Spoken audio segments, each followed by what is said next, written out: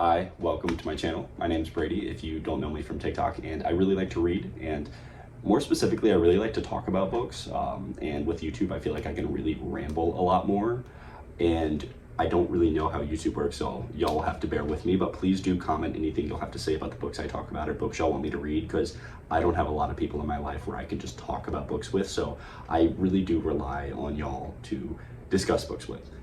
Whatever. This first video is going to be mostly me talking about my love for books and my history as a reader and just a little bit of like introductory stuff about myself, because I feel like I haven't talked much about myself on TikTok outside of book stuff, and I think some of it is pretty relevant to me as a reader, and I just want to share that. So yeah, I was born and raised and still live in Louisiana. I graduated from LSU this year with a bachelor's in biological engineering. I got a minor in mechanical engineering, and I start next week for my master's in industrial engineering. I also worked full-time in environmental engineering, so I'm a big engineering guy, I guess, but reading is my true passion. It always has been. I've really loved it all my life, but specifically in college, it just like kicked off for me, and that's when I started posting and talking about books, and I've just accumulated hundreds of books, and I really love books. But it never wasn't a part of my life. So growing up, I was a pretty avid reader. I'm sure I read a bunch of picture books and stuff as a kid, but I don't remember much of that. When I think about when I first really started reading, it is in second grade. I had a fantastic homeroom teacher, Miss Ilg, and she was an avid reader and just really encouraged us super enthusiastically to read, and that like rewired my brain.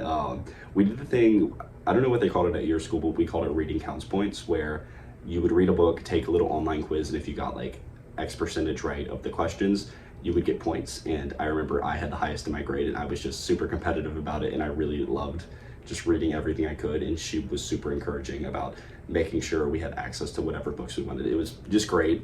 She definitely is one of the biggest reasons I am the way I am now, especially with regards to reading. Another person is my mom. Besides thinking of her as like the best person ever, the second thing I always think is that she is a huge reader. She always has a Kindle in her hand. No matter where we are, there's a Kindle within reaching grabbing distance for her, and that's always been like a super prevalent part of my life and just a thing I associate with my mom. So we were not a reading shy household, which was great, and she was always very encouraging of me to read new books and never told me no when I wanted to get a new book, which was absolutely fantastic. It's hard to remember the specific books I read at that age. I think around second grade I was reading a decent amount of like Magic Tree House, Captain Underpants. The Tale of Despero, I remember really loving, and I want to rewatch the movie, because I think there is a movie with like really uncanny animation. I always see those TikToks where it's like video movies I think only I have seen, and I never see that one included because no one talks about it. And I'm pretty sure Emma Watson might be. I don't really know. I'm a big Letterboxd person, so I like scrolling through the cast of movies. I also really like The Invention of Hugo Cabaret. The illustration was really the like catching point for those books, but the story was also really good. I remember it being surprisingly emotionally deep for a kid's book. I don't know the intended audience. I haven't seen that book in years. I know Martin Scorsese, whatever. He did an adaptation of the movie, which I've also been meaning, or of the book, which I've been meaning to watch for years. But those were two big books that stick out of my mind from second grade. And then after that, it was a lot of just reading what was popular at the time. Obviously, I did the whole Diary of a Wimpy Kid books, and then I had my required reading, which in elementary school, I was really good about reading my required reading. I think I read books like The Magician's Nephew and The Lion, the Witch, and the Wardrobe. Oh God, Lord of the Flies, I feel like I've read 50 times. So many other books like that. What else? And then obviously I read The Hunger Games and Harry Potter, Percy Jackson, Ark of Scythe, all those books, Divergent, the other duology from Veronica Roth, Maze Runner. I read all the standard like dystopian YA. I was the prime candidate for those books back in the day. And then in high school, I definitely dropped off a bit when it came to reading. I also just became worse about reading what I was supposed to read. So sorry to all my teachers, but I did not read just about any of my required reading books for their classes. And a lot of them I really regret it, because obviously in high school you're going to be reading a bunch of classic literature, and at the time I just did not care. Now that's what makes it the majority of what I read. But I do remember a few books that I really did enjoy reading in high school, specifically Julius Caesar. There was a bunch of the Shakespeare plays that I kind of liked. I liked Romeo and Juliet, Julius Caesar.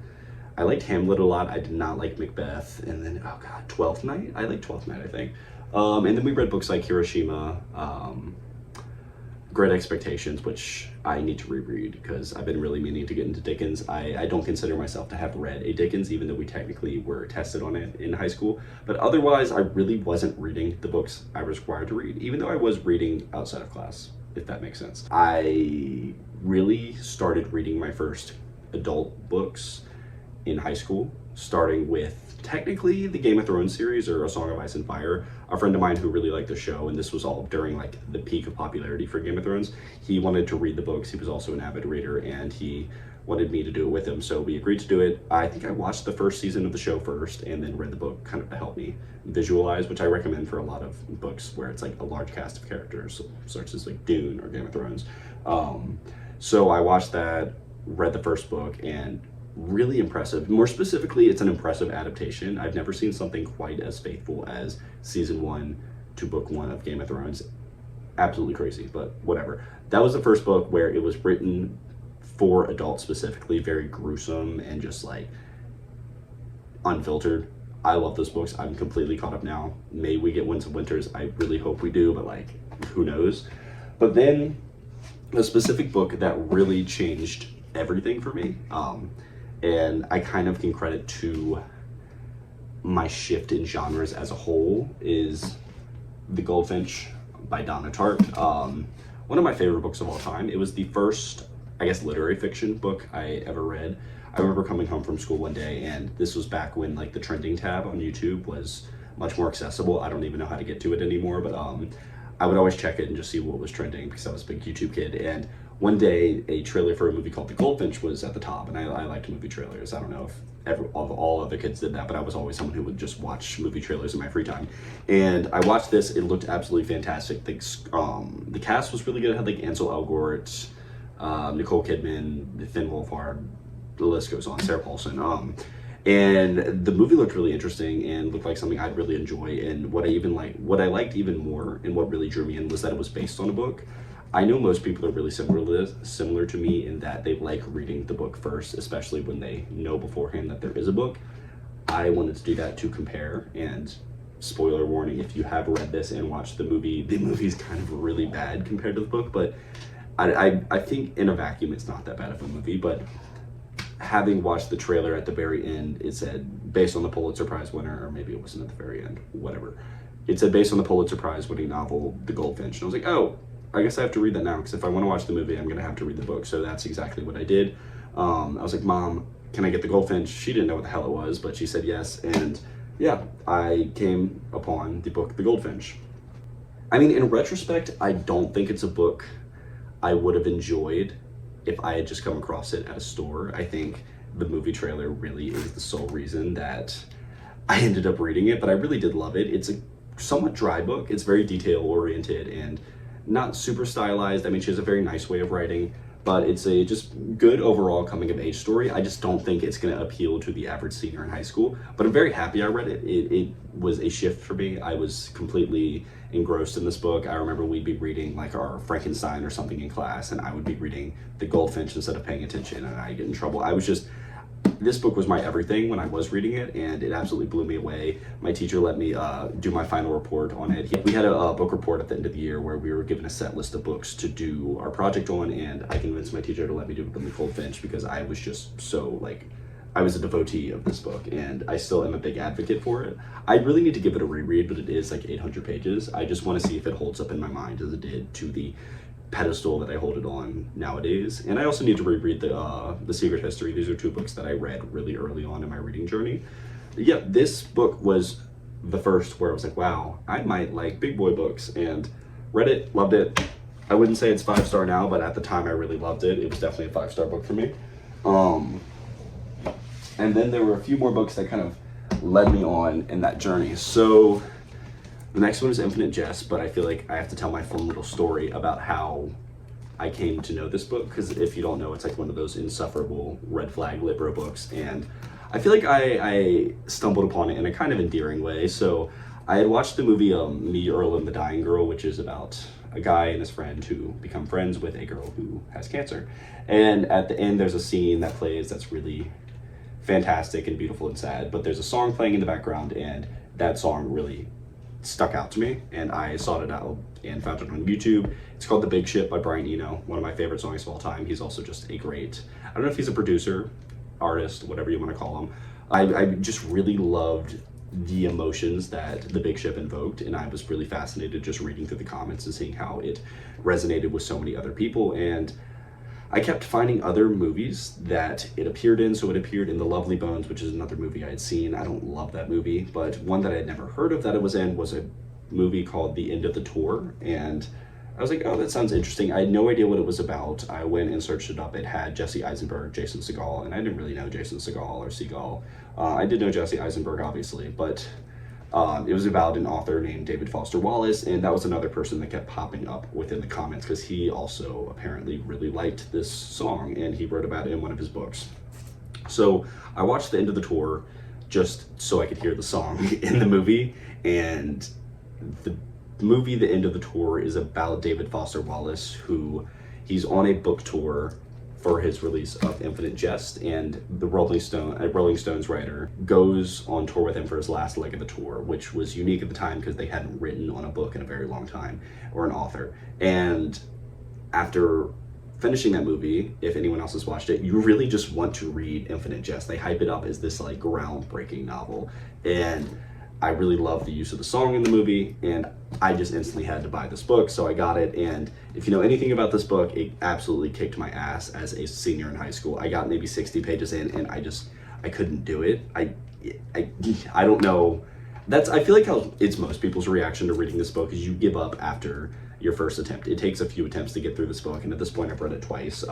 So it's kind of a cakewalk now, but this isn't an easy book. But yeah, I got this book, and it collected dust for about 2 years before I finally read it. Now it's really important to me. I really love it, but I try not to be hyper insufferable about it. It'll always have a special place in my heart, especially because of how I found this book, and I still really love the book, the song, the movie, all of it. It's just, I don't know, I love that it all came together for me to find this book. So yeah, that's another book very important to me. And then the book that I will credit with my boom of reading in college, because that's when this all started, all this BS of me posting myself on the internet, is Dune by Frank Herbert. It's another case of the Goldfinch where I saw the trailer for the movie and I had maybe sort of heard about Dune. I might have confused it with Doom, who knows, and I watched the trailer and it looked absolutely insane. Another star-studded cast, a great director who I really enjoyed, and yep, I knew I had to read the book, so I instantly ordered the book, and within a summer I read all 6 books, which I hadn't done something like that in forever.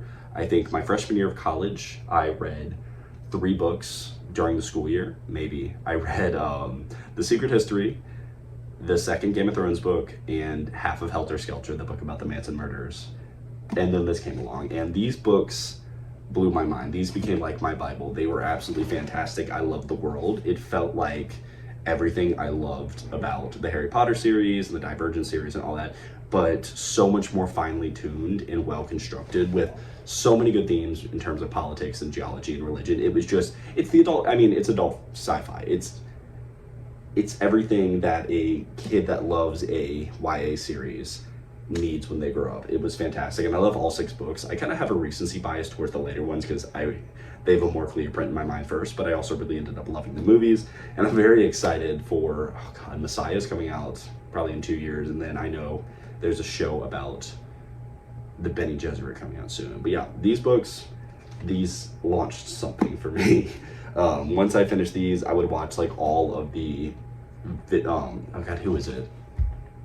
There's a YouTube channel that I can't remember off the top of my head. He does fantastic videos about Dune and does like book summaries. I would watch all of his videos. I started watching, I believe it's Daniel Green, who does sci-fi and fantasy, and he introduced me, or kind of gave me the natural walkway.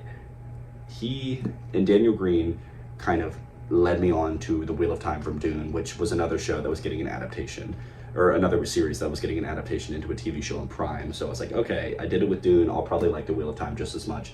So I started The Wheel of Time, and that kind of snowballed into me reading just about everything. So yeah, Dune was the book that relit my spark, where I started reading 50 books again per year.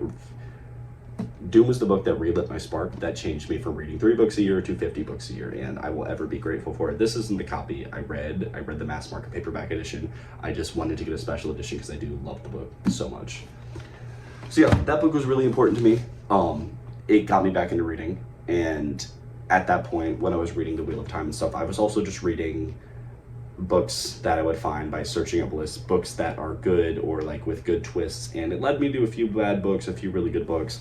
But then I found a book that would shape my reading taste forever. That is The Picture of Dorian Gray by Oscar Wilde. I really hate this edition. The pages are really thick. I know it looks pretty, and a lot of y'all like these ones. It's like a weird styrofoam material, but yeah, not relevant to the book itself. I had never read a classic book before besides the ones required for me in high school that I made myself read, and I guess the ones I read in elementary school. But by choice, never, and why would I want to? It's old stuff, it doesn't apply to me, blah, blah, blah. All the excuses you can think of for a classic novel, I wouldn't understand it, you know. But then this came up on a list of books with like a really good twist or whatever, and at the time that's what I was looking for, so I picked this up, and I was really surprised how accessible it was. I was nervous. I thought I wouldn't be able to understand it just because it was written over 100 years ago probably. I still don't know. But then I found myself really engaged with this book. It's very somewhat simple plot. It's about vanity and morals and all that. It's been a while since I read it. It's been almost 4 years now. And it's kind of set off my chain reaction of reading primarily classics. But it blew me away, and I was also able to recognize that not only was it a good book, but it had really good writing. That was something that never stuck out to me, even when reading the Goldfinch. I could tell that she was very smart and did a lot of research in regards to her writing, but I didn't find it to the prose. I didn't find the prose to be anything extraordinary. With Oscar Wilde, I was kind of blown away by how beautifully written the book was, and obviously the twist is fantastic, the characters are great. Everything about this book made me fall in love not only with it, but with the idea of accepting that older books might just be as good as they are, and that classics are classics for a reason. And this set off a chain reaction. I think very quickly afterwards, I read The Brothers Karamazov. I found my infatuation with Russian literature, and now I'm reading like everything. I'm trying to read everything. I want to read everything. So yeah, I guess that's where I'll stop this video. If y'all stuck around this long, thank you. I am gonna try and be consistent with this. I need to kind of finalize a posting schedule and a filming setup. I'm gonna see how everything's going once school starts next week. I don't think it's gonna be too bad, but I just kind of got to get into a new routine with my life. Things are always moving, and work and school is going to be very conflicting, trying to keep up with the gym and all that. But yeah, I want to post regularly on here. I think I'm going to enjoy it a lot, and I'm really thankful for y'all for always pushing me to post on YouTube, because I've been pushing it off for like weeks now. So thank y'all. Please like and subscribe. I got to get used to saying that now, I guess. And I look forward to posting more videos. Let me know what y'all want to hear, because I'm terrible at coming up with video ideas. I might kind of do a book review type thing, similar to, what is it, Better Than Food? I don't know if that's what he's called. I watch a few book YouTubers, but yeah, I thank y'all.